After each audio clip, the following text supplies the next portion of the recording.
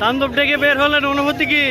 ভাই এক্সেলেন্ট ভাই, অনুভূতি ভাই একবার ফাটাফাটি, অস্থির অনুভূতি ভাই, অস্থির অনুভূতি ভাই, অনুভূতি অনেক ভালো। সেই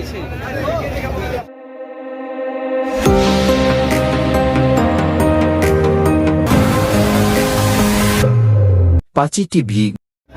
একদিক দিয়ে বের হচ্ছে দর্শকরা, আরেক দিকে দর্শকরা সিনেমা দেখার জন্য অপেক্ষা। টিকিট কাউন্টারে ভিড় রয়েছি খাটাখালি রাজতিলক সিনেমা হলে। ভাই সিনেমা দেখে বের হলেন, অনুভূতিটা একটু বলবেন।